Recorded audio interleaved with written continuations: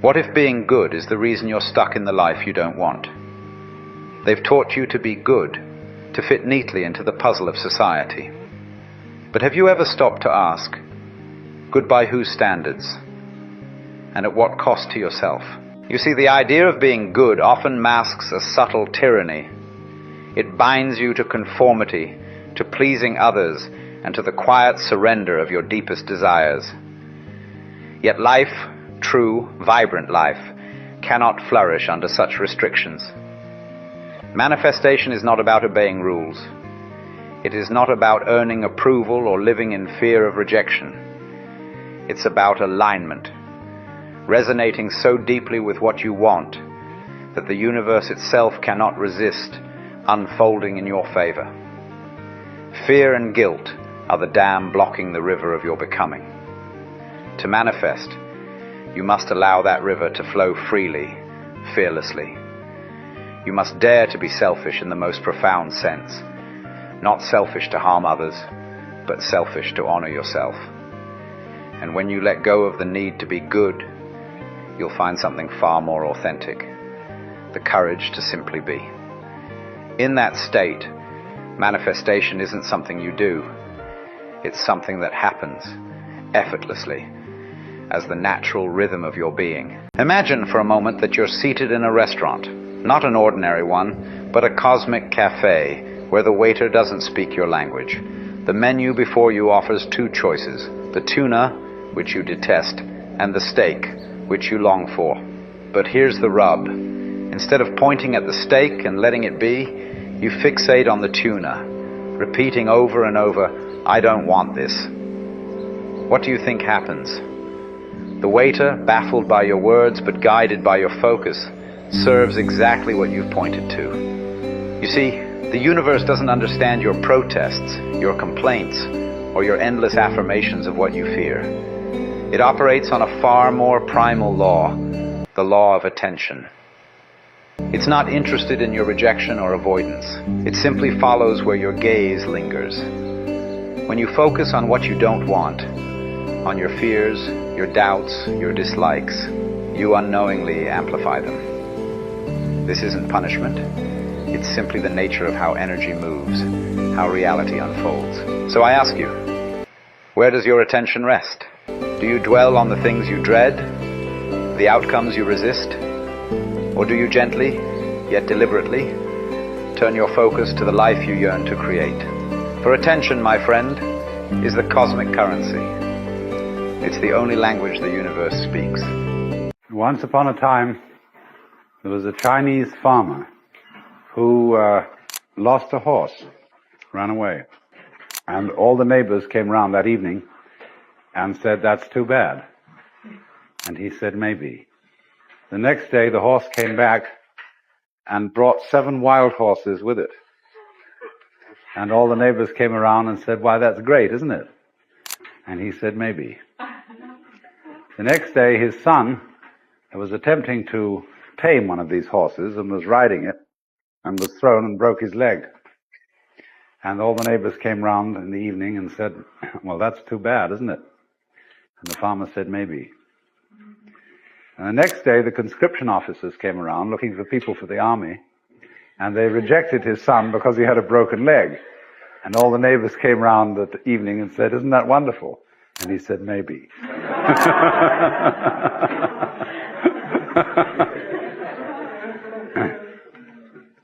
The whole process of nature is an integrated process of immense complexity, and it is really impossible to tell whether anything that happens in it is good or bad, because you never know what will be the consequences of a misfortune, or you never know what will be the consequences of good fortune. What if I told you that the harder you try to manifest your desires, the further they slip from your grasp? What if the very act of trying is the reason your dreams remain out of reach? You see, the universe doesn't respond to your effort. It responds to your state of being. And here's the paradox. To get what you want, you must stop chasing it. The universe works like a reflection. It doesn't hear your words or your pleas. It feels your energy. When you try, when you push, You're signaling one thing: I don't have it. And so the universe echoes that back: more waiting, more longing, more lack. But when you shift your state of being, when you act, feel, and live as though what you desire is already yours, the universe adjusts. It matches you, because it always mirrors the energy you embody. Think about this.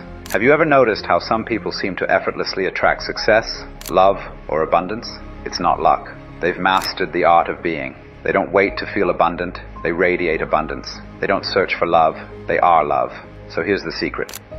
Stop grasping at what you want.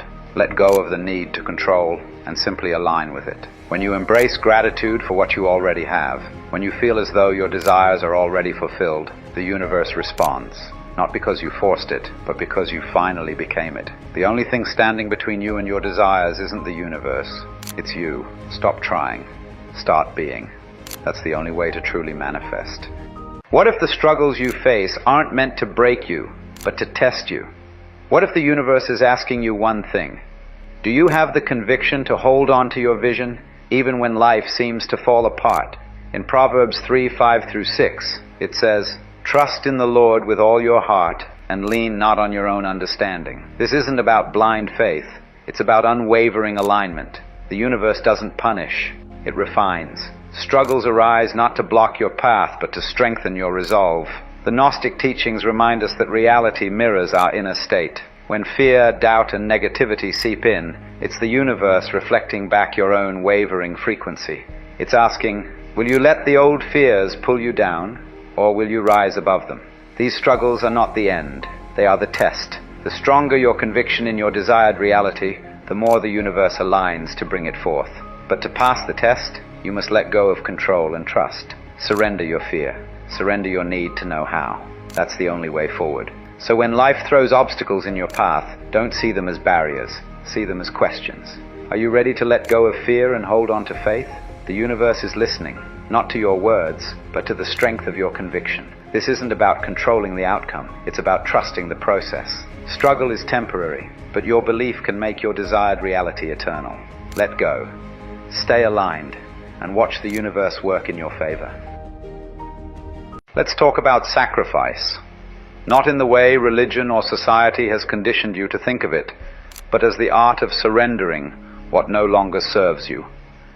What if I told you that the key to manifesting everything you've ever desired lies in a single sacrifice?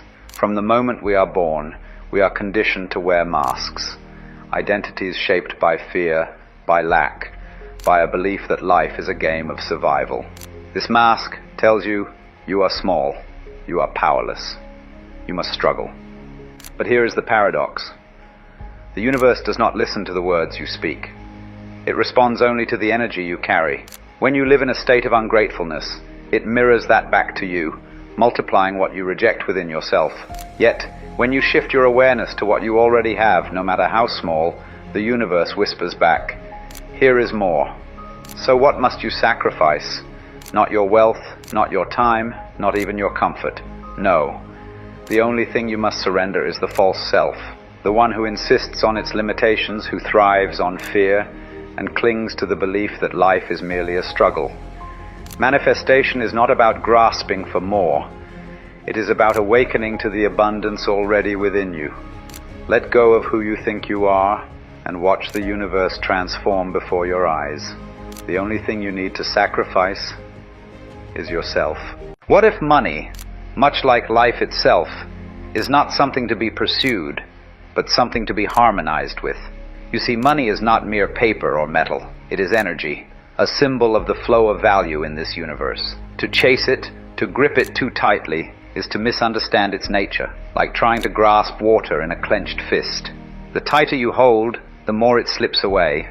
This is why the wealthy always seem to attract more wealth, while those bound by fear of lack find themselves trapped in cycles of poverty. The universe, after all, does not respond to desperation. It responds to your state of being. When you approach money as a part of the great cosmic dance, flowing in and out like the tides, you align with its energy. You stop grasping and start allowing. This isn't about greed. It's about understanding that abundance is a natural state, as inevitable as the rising of the sun. As the Gospel of Matthew verse 13:12 reminds us, "To those who have, more will be given, and they will have an abundance. But to those who do not have, even what they have will be taken away. It's not a punishment, but a universal law. The inner riches of gratitude, trust, and flow attract outer wealth, while fear and resistance create barriers. The forbidden spiritual science of money is not forbidden at all. It is hidden in plain sight, waiting for you to see it with new eyes. So stop chasing, stop worrying, relax, let go, and trust the flow. The universe is always listening. What if I told you that the secret to creating your reality isn't hard work, luck, or chance, but the simple act of pretending, not as a lie, but as the most powerful act of creation? Consider the word itself, pretend.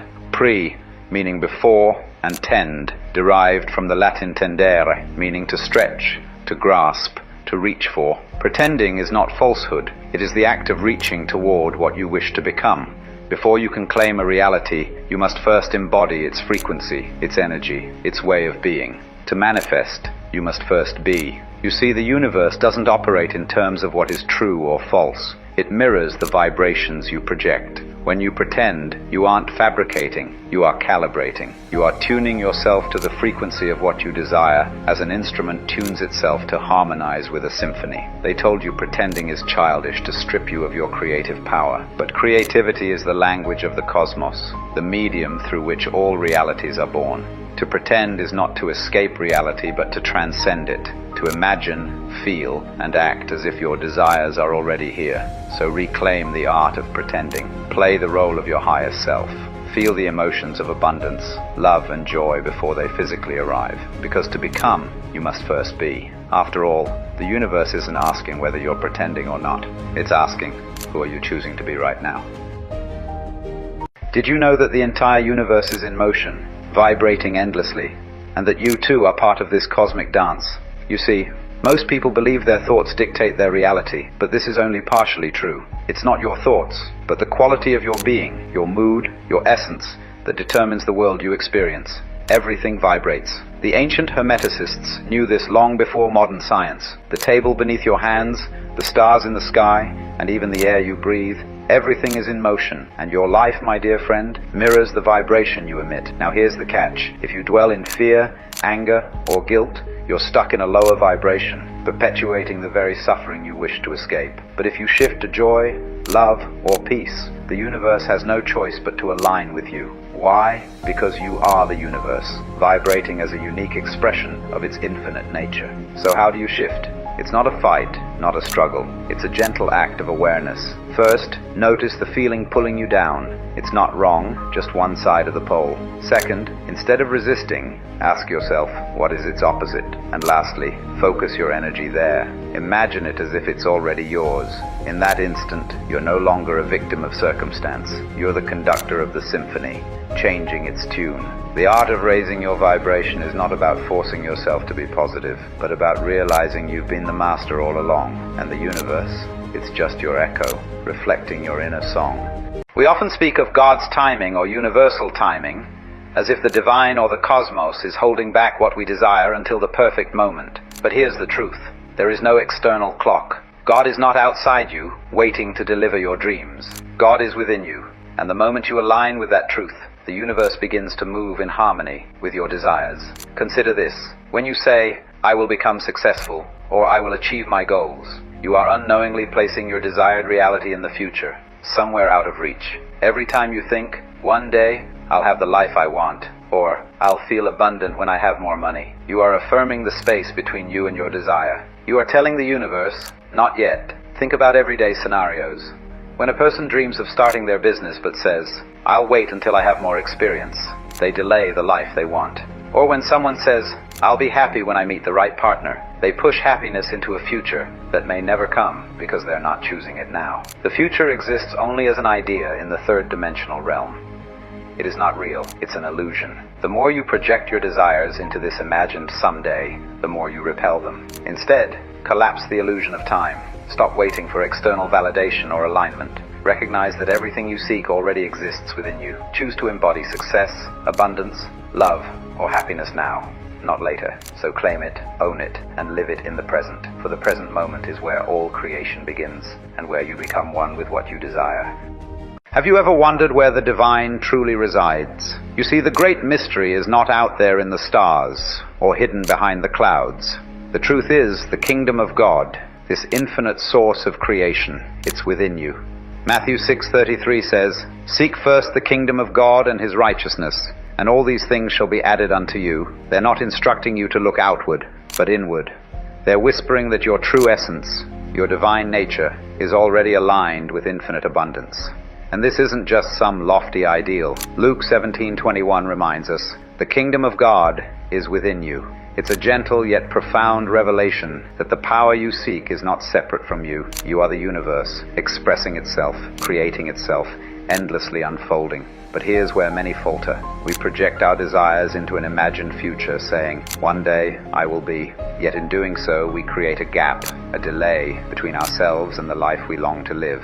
The secret is this: there is no gap. Time is an illusion, and the kingdom is not in some distant realm. It is here and now.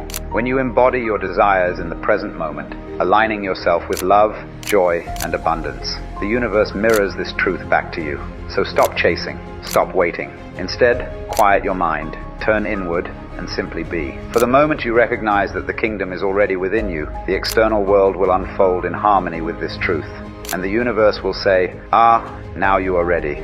Do you ever wonder why the desire for wealth feels so natural? It's not greed, it's the pulse of life itself, seeking to expand. You see, wealth isn't just about money. It's about fully embracing the life you're meant to live. So let me ask you this. What would you do if you had the freedom to live fully, to experience all the richness this world has to offer? Let's explore why wealth is not just your right, but the very key to unlocking your highest potential. You see, the world is not a static place. It's a place of continuous growth, where the body, mind, and soul are all part of the same process. Now, we often hear talk of the virtues of poverty, but let's be clear. Poverty stifles the very development we are here to experience. It is only through abundance that we can fully express ourselves, our bodies, our minds, our souls. Think about it. To live fully requires resources.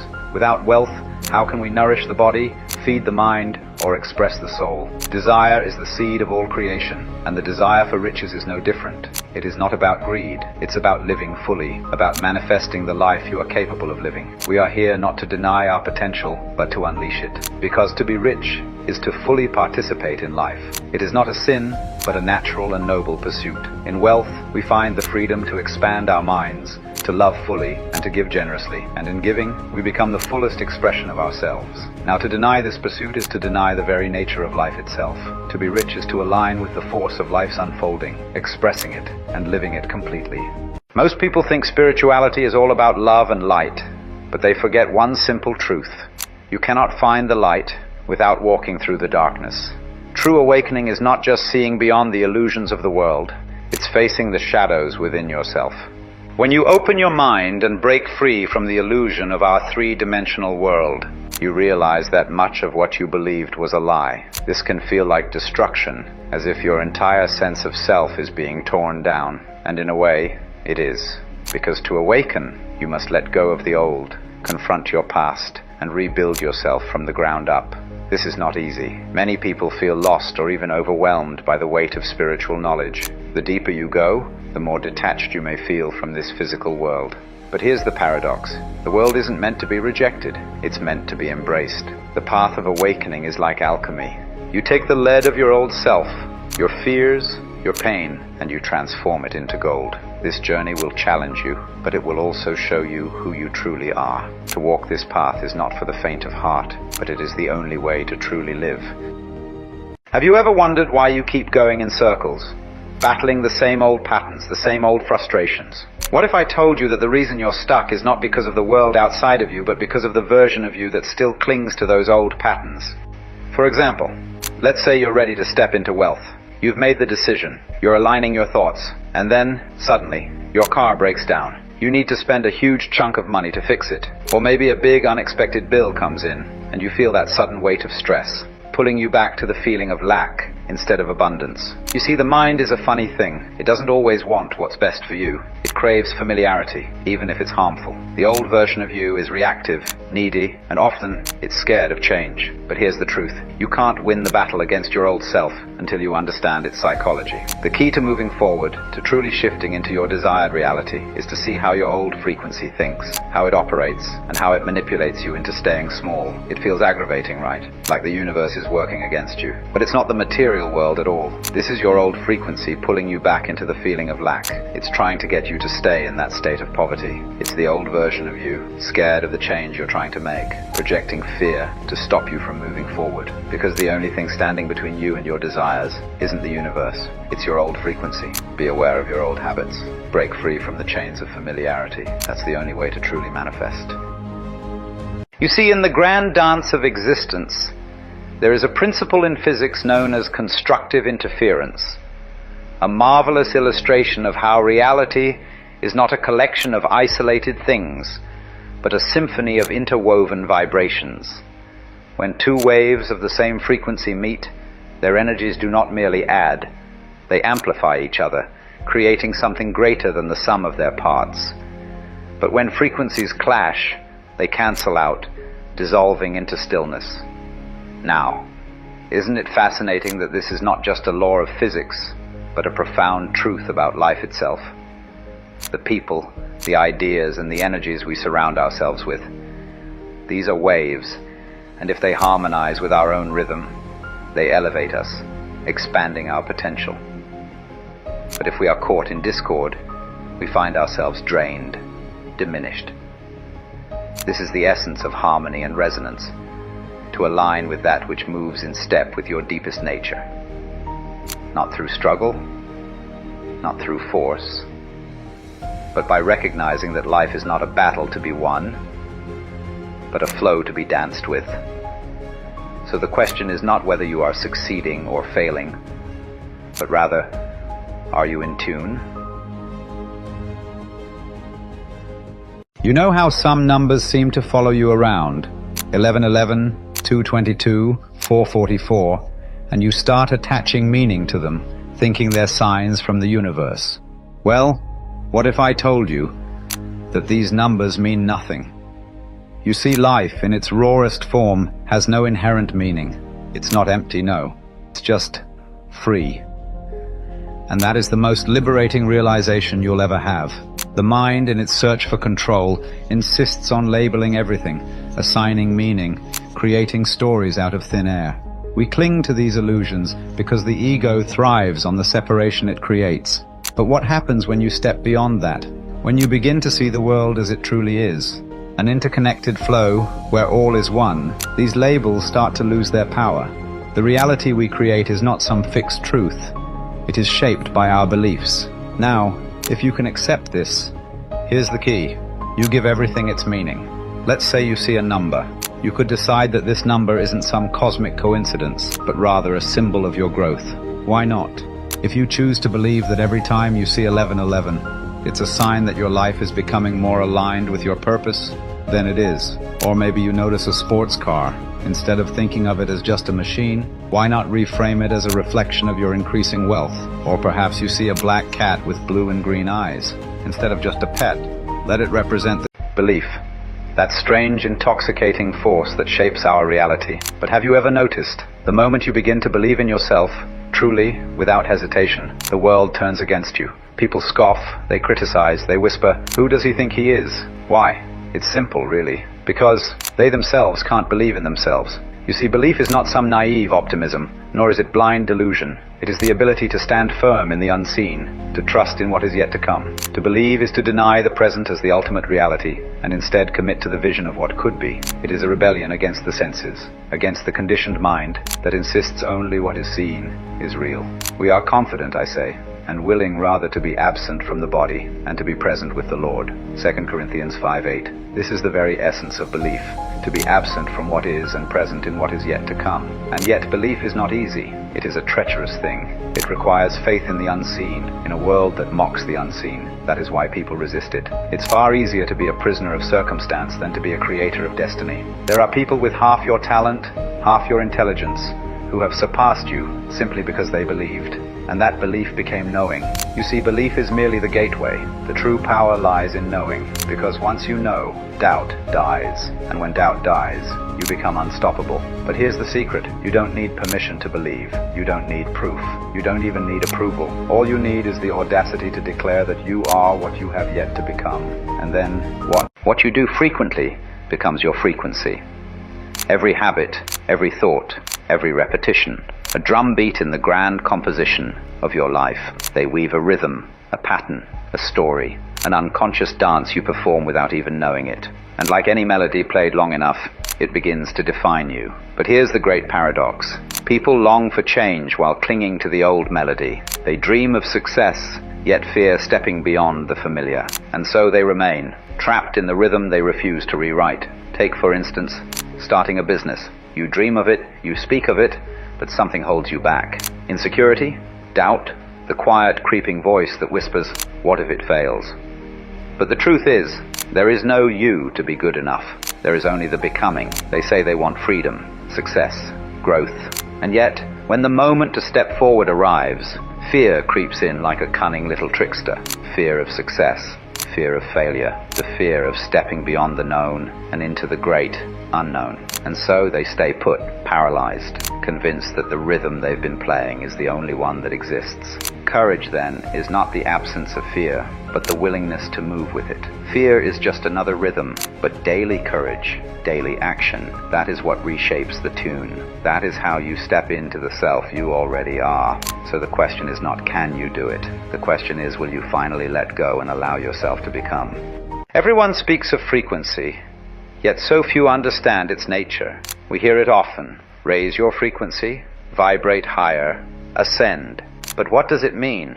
The common mind assumes that a high frequency is about feeling high or feeling good all the time. But to believe that is to misunderstand the very nature of reality itself. A so-called high frequency is not about floating in blissful ignorance. That is merely spiritual vanity. True frequency is the lens through which you perceive reality. A higher frequency is simply a broader perspective. To see reality not through the eyes of the frightened ego, but through the vision of the infinite.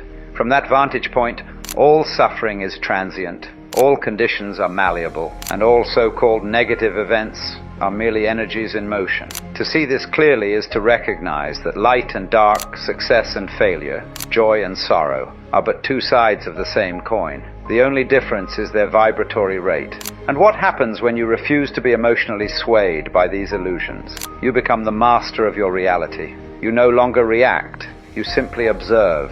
The river does not resist the rock, nor does the wind hold onto the tree. They flow, knowing their nature, and so too must you, if you wish to rise beyond the illusion of high and low. You are not in reality. You are reality. And when you truly see that, you will know what it means to vibrate at the highest. Life does not care how intelligent you are. No amount of pondering, philosophizing, or perfect planning will move the river of existence even an inch. Life, you see, rewards courage. The mind is a cunning thing. The sharper it is, the more elaborate its excuses. The more sophisticated the intellect, the more refined its justifications for inaction. The wisest among us often do the least. You sit, you think, you calculate all the possible paths, waiting for the perfect moment. But the moment never comes, because the mind, in all its brilliance, will always find a reason to delay. Yet existence itself is action. The sun does not hesitate to rise, nor does the river wait for permission to flow. Life unfolds through motion, not contemplation. So what to do? Act. Act poorly if you must. Stumble, trip, and fumble your way forward, for even a flawed step is more sacred than the grandest thought left unexpressed. The universe does not respond to potential. It bows only to the one who dares to engage. And here's the secret. Discipline is not suffering. It is not a battle against the self. It is the rhythm of life itself. When you align with it, action becomes as effortless as breathing. Measure something that matters, not the thoughts in your head, but the movement of your being. For only action weaves the great tapestry of your reality. Now tell me, will you continue thinking about the path, or will you finally walk it? The black sheep, the outlier, the misfit, the one who never quite belonged. You see, every family has a rhythm, a dance of expectations, traditions, and unspoken rules. And most people follow the beat without question, lost in the music of conformity. But the black sheep hums a different tune. They are the ones who see the dysfunction for what it is, not as a given, but as an illusion, a system of patterns handed down, repeated, and never questioned. And because they see it, they cannot help but feel it, deeply. But here's where the game gets interesting.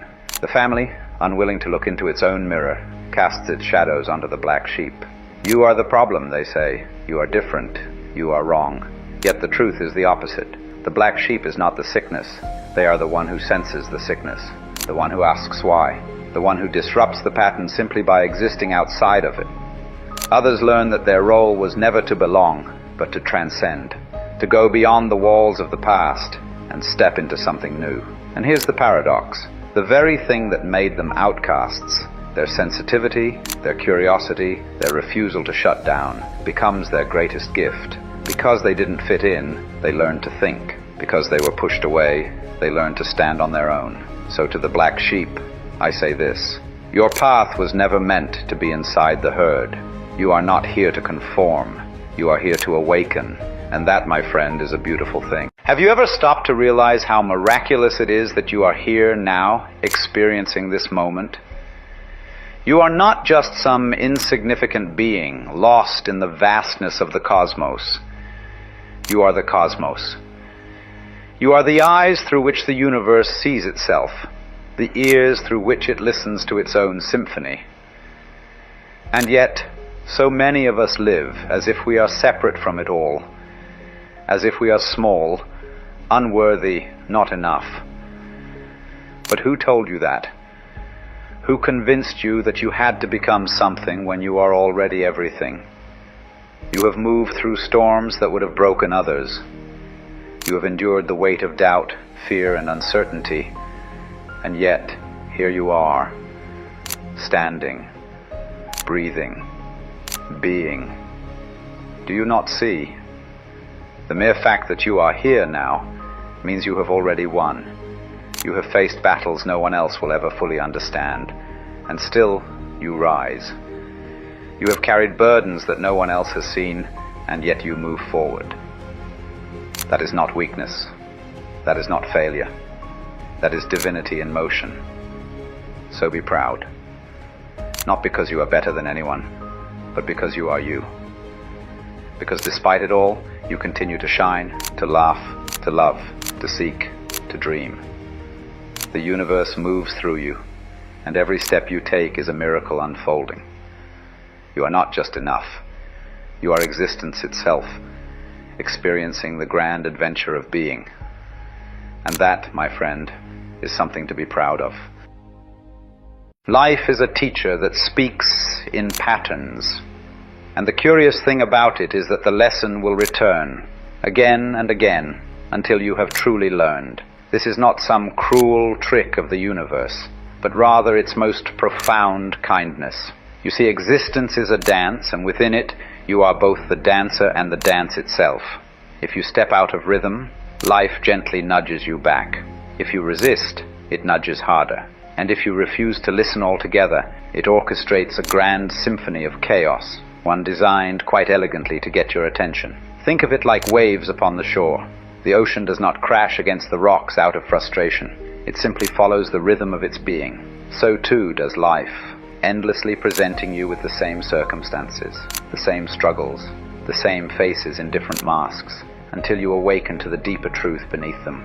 Many people ask, why does this always happen to me? But the real question is, what is this trying to teach me? Until you recognize that your external world is but a mirror reflecting the state of your own consciousness, you will be doomed to repeat history, both your own and that of those who came before you. This is why wisdom is not something you accumulate. It is something you become. The moment you embody the lesson, life no longer needs to teach it. Like the student who masters his studies, you graduate to a new chapter.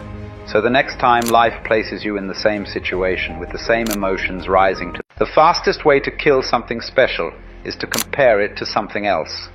You see, the mind is a restless thing, always measuring, weighing, judging. It is forever caught in the game of comparison. This is better than that. I am greater than you. They are ahead, while I am behind. But who set these scales? Who decided what is worthy and what is lacking? A flower does not compare itself to the tree beside it. The river does not envy the mountain. Each simply is. But humans, oh humans, have been conditioned to believe that their worth is a measurement, not a presence. The moment you compare, you lose sight of what is. You trade the unique essence of something for an illusion of something else. And in that illusion, you forget the beauty of what you already have, what you already are. Your path, your journey, your existence, these are not meant to be stacked up against another's. They are not lesser or greater, but simply different. And that is where the magic lies. So stop looking left and right.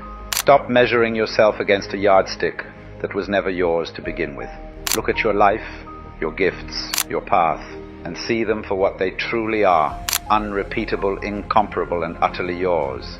Because the moment you embrace what is uniquely yours, you will see there was never a need to compare in the first place. Isn't it crazy how people idolize celebrities who don't even know they exist, but laugh at their own friends for chasing their dreams? But that's the nature of things. Most people won't see your vision until it's undeniable. They won't applaud your efforts until the world already has. People are conditioned to admire success only after it's been achieved, not while it's being built. They don't laugh at the dream. They laugh at the audacity of believing in something they can't yet see. But remember, their laughter isn't a reflection of your potential. It's a reflection of their own limitations. They've been taught that dreams are fantasies, not blueprints. That success is luck, not persistence. Because remember, the only difference between those who make it and those who don't is the willingness to continue despite the silence. And if you wait for their support, you'll wait forever. So keep going, not to prove them wrong, but to prove yourself right. One day the same people who laughed will ask how you did it, and by then you'll be too busy living your dream to care. Why do we tell ourselves it's too late, that the past is too heavy to change? Nonsense. If you are alive in this moment, then life itself is giving you the opportunity to grow. The river does not ask if it is too late to flow. It simply moves forward. And so must you. The only thing that binds you is the way you think. Reality is not something happening to you. It is something unfolding through you. The way you perceive it, the way you address it, that is the architect of your experience. If you insist on clinging to the weight of excuses, then of course it will feel impossible to move. But when you strip away the illusions, when you are brutally honest with yourself, you see the truth. You were never stuck. You were simply holding on. So let go. Step into the current of your own becoming and watch as life unfolds in ways you never imagined. Whatever triggers you is trying to set you free. You see, a trigger is not an enemy. It is a messenger, a signal from the depths of your unconscious saying, "Look here, something within you is still bound." These disturbances are not random. They are invitations, pointing to the barriers that obstruct the natural flow of life's energy. When something provokes you, it is often because it reminds you of a past wound or awakens a fear of an imagined future. And in doing so, it pulls you away from the only place life truly exists, the present moment. But here is the trick. If you can simply watch the disturbance without resistance, without grasping or pushing it away, it begins to dissolve. Triggers are like waves crashing onto the shore, temporary, fleeting. If you remain still, observing with neither attachment nor aversion, you will see that the storm was never within you, only passing through. It is the ego that tightens its grip when triggered, believing itself to be under attack. It responds with fear, with anger, with the desperate need to defend itself. But you are not merely this small, frightened self. There is a deeper awareness within you, one that does not react, does not judge, one that simply sees. So the next time the storm of emotion rises, do not fight it. Do not run from it. Simply sit, watch, and let it pass. And in doing so, you will find that what once controlled you now sets you free. The illusion of separation between you and the universe, between thought and reality, is the grandest trick of all. But you are not separate. You are the dance and the dancer, the wave and the ocean, the creator and the creation. And yet, so many remain at war within themselves, slaves to their own lower nature. The Buddhists call it the monkey mind, restless, impulsive, never satisfied. The religious call it the devil, tempting, sabotaging, leading astray. The scientists call it the reptilian brain, primitive, reactive, bound by survival. But the name does not matter. Only mastery does. For as long as you are a servant to your lowest self, reality will mirror your servitude. Your mind will be shackled, and so too will your life. But the moment you transcend the lower, the moment you recognize that you are not its prisoner, but its master, that is when reality begins to bow. Master the self, and reality follows. Consistency is a form of alchemy. A single ripple can turn into a tidal wave. A small gust of wind can turn into a tornado. A single snowball can turn into an avalanche. You see, the smallest shift in energy can reshape the entire flow of reality. Everything moves. Everything transforms. What you do today is not just an isolated act. It is a cause, setting in motion an effect beyond what the eye can see. This is the alchemy of life. Repetition is transmutation, and momentum is the unseen architect of destiny. Most drift without realizing this, trapped by the unconscious tides of cause and effect. But you, if you are aware, if you are intentional, if you direct your energy with purpose, can bend the current in your favor. Will you let the current shape you, or will you shape the current? Isn't it strange how nobody will ever see the real you? You see, the idea of being afraid of what others think is pointless if you understand the nature of reality itself. Because here's the truth. People do not see reality as it is. They see it as they are. Their beliefs, experiences, fears, and conditioning act as tinted lenses, shaping everything they perceive. And so when someone looks at you, they do not see you. They see a reflection of their own state of being. Yet we give so much weight to their opinions, forgetting that their judgment is merely a projection of their own world.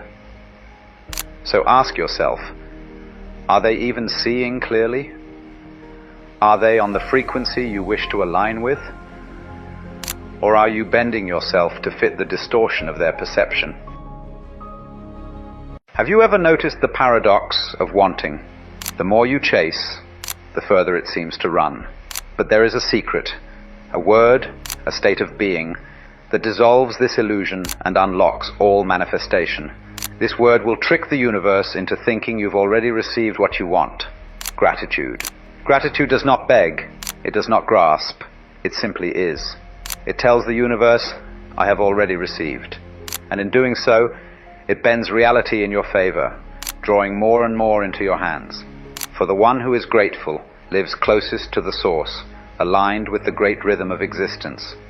Without it, you are but a beggar at the gates of abundance, blind to the riches already within. So, will you spend your days yearning, or will you awaken to the truth that all you seek is already yours, if only you would see it?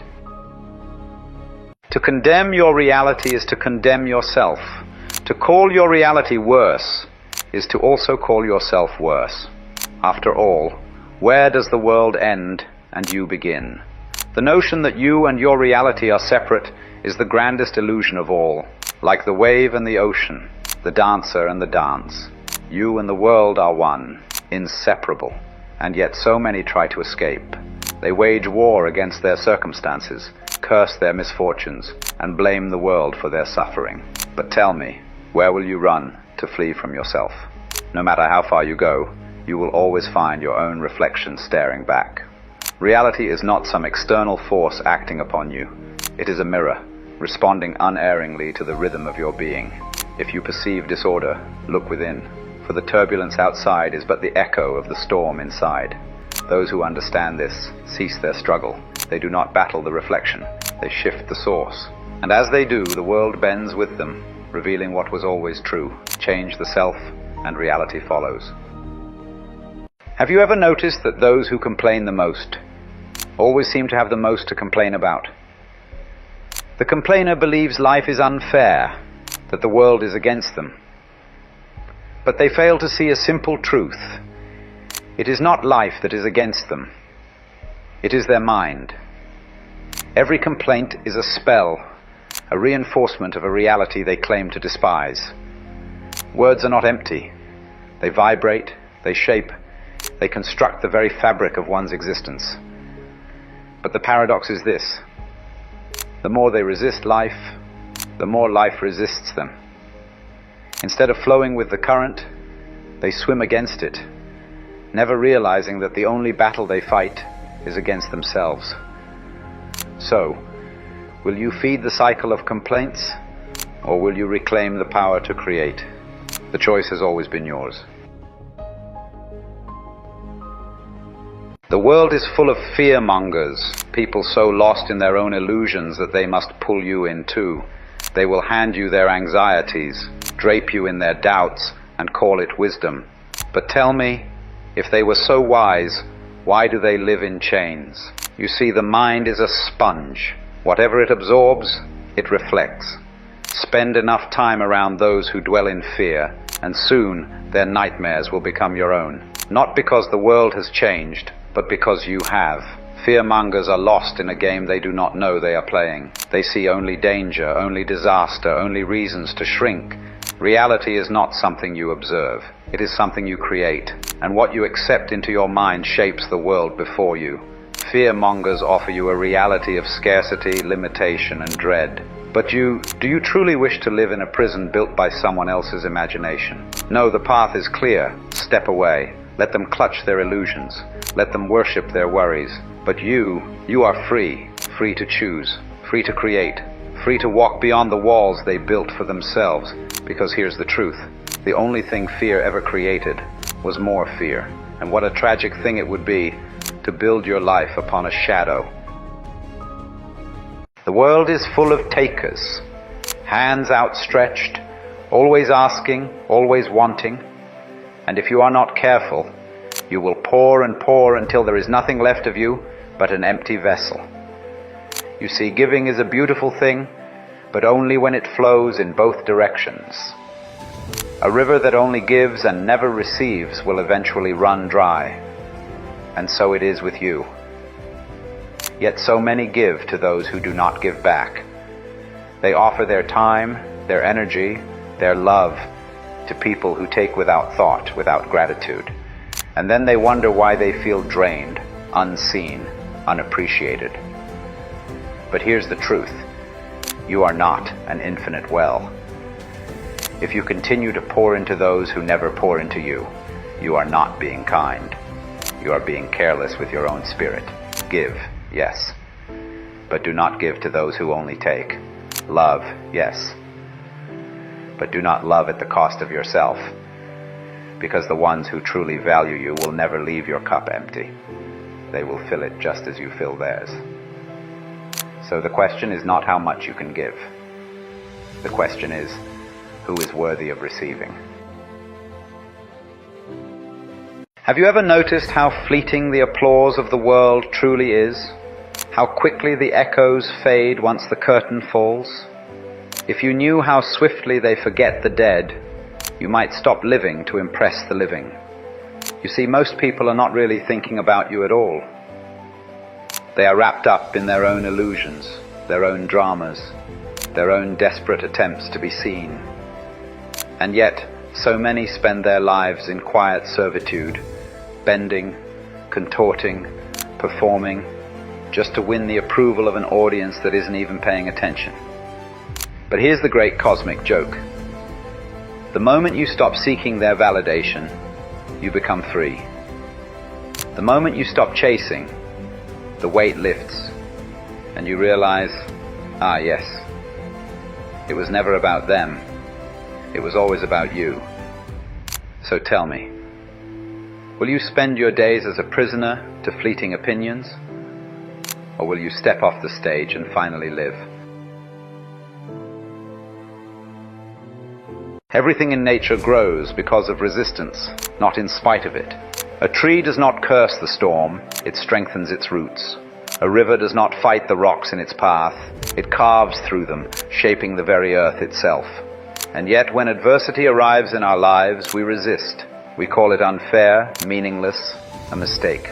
But tell me, when has ease ever led to growth? When has comfort ever forced transformation? A leaf does not weep when the rain falls, it simply drinks. It does not realize that what once felt like hardship is the very thing that allows it to reach toward the sun. And so it is with you.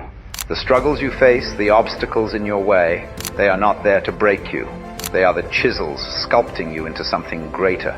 They are perfectly placed, not as punishment, but as the means through which you evolve. For evolution is not just a law of nature, it is the path to divinity itself. And to resist it, to deny it, is to deny the very intelligence that created you. So then, the question is not why adversity appears, but what it is shaping you into, and whether you will resist or allow yourself to grow.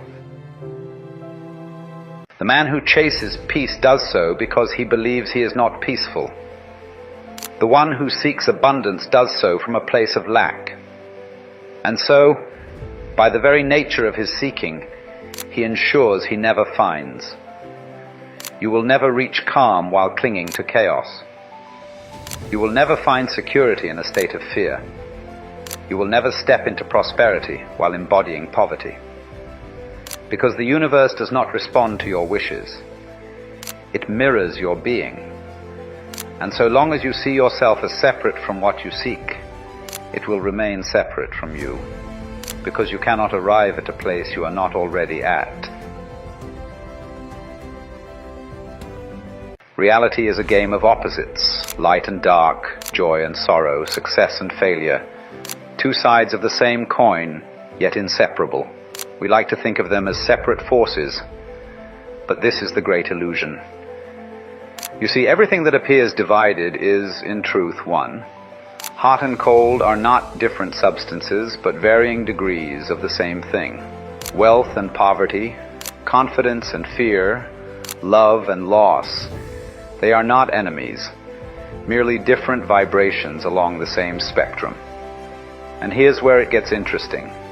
The only reason you experience one side over the other is because of your focus. Shift your attention, and the entire picture changes. If you fixate on lack, you amplify it. If you dwell on fear, you breathe life into it.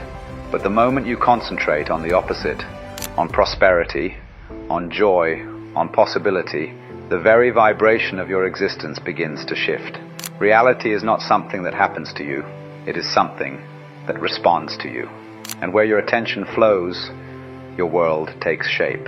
So, will you continue clinging to the illusion of separation, or will you become the master of your own rhythm, the composer of your own symphony?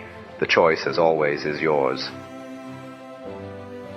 People wish for change, while clinging to the very patterns that keep them the same. They say they want a new life, yet they wake up each day and play the same role, think the same thoughts, and react in the same predictable ways. And so, life obliges them with more of the same. But you see, the world does not shape you. You shape the world by the frequency you embody. And if you wish to step into a new reality, you must first step into a new self. Your old frequency, the one built from years of conditioning, habits and beliefs, will resist. It will whisper, "This is who you are, this is what you've always done." But that is only a story, a familiar tune played on repeat. If you wish to compose a new melody, you must put down the old sheet music entirely. Change is not about struggle, it is about alignment. You do not fight the old, you become the new. Think, feel, and act as the person who already lives in the reality you seek, and reality will have no choice but to reflect it. This is not magic, it is simply the way of things. The river does not force its way downstream, it simply flows. So too must you flow into the frequency of your becoming, and watch as the universe shapes itself around you.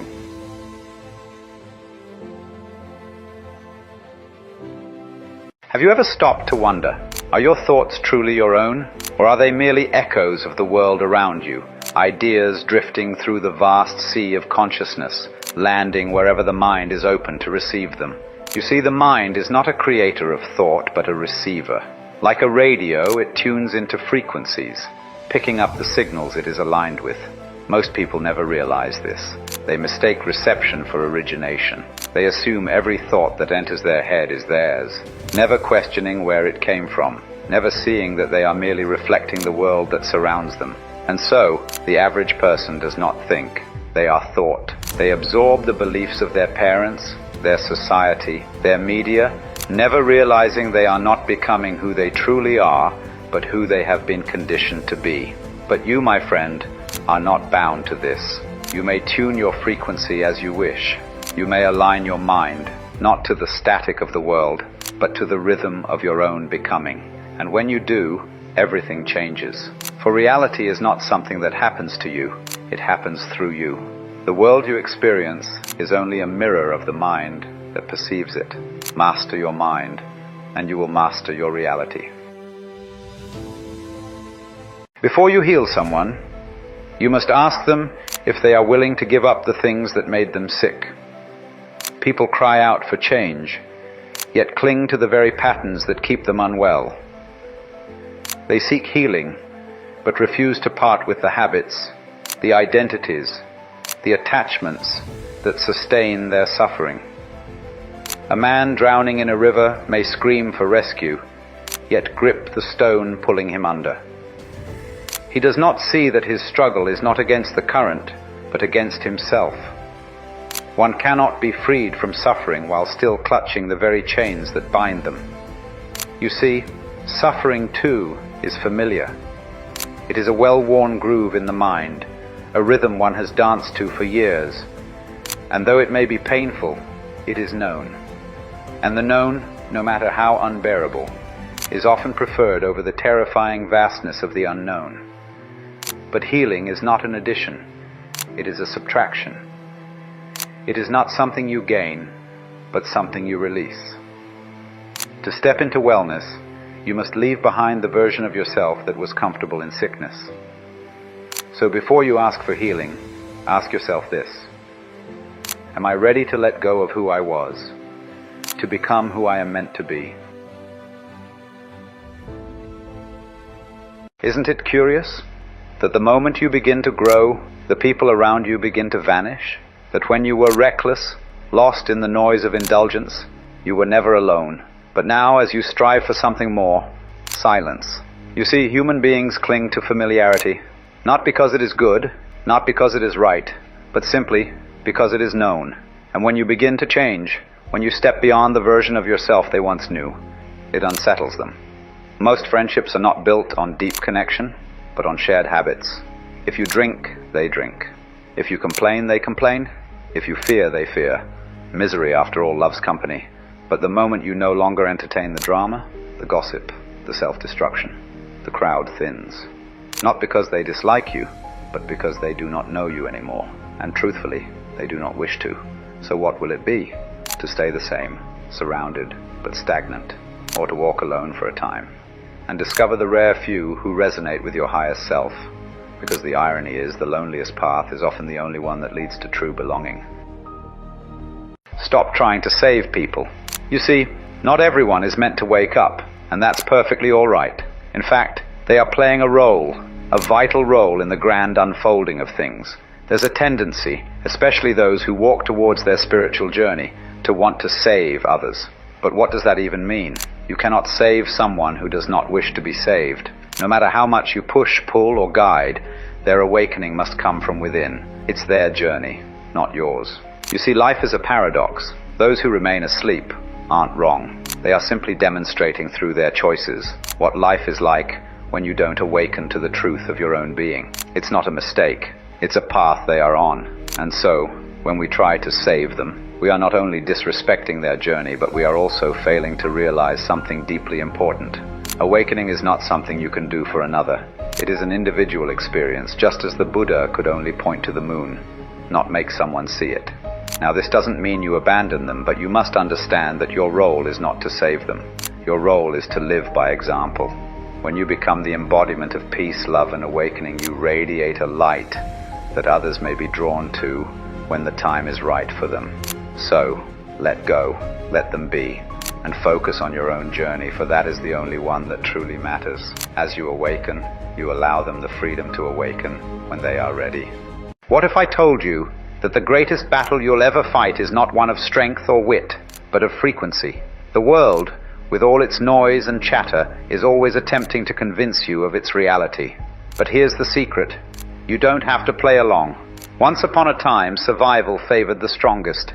Now it belongs to those who master their energy. The world tests your frequency every day through doubt, fear, and chaos. It whispers, "You can't have what you desire," hoping you'll believe it.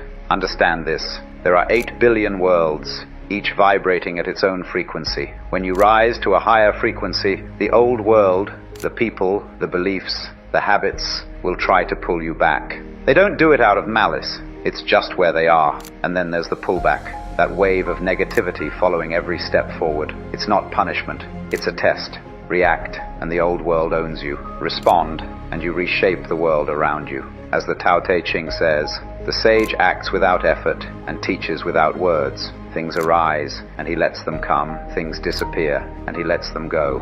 So here's the truth. The world will always try to convince you otherwise. But the choice is yours. React to the chaos, or respond with the calm of your higher self. Create your own world. Live in it fully, and watch as the universe bends to your will.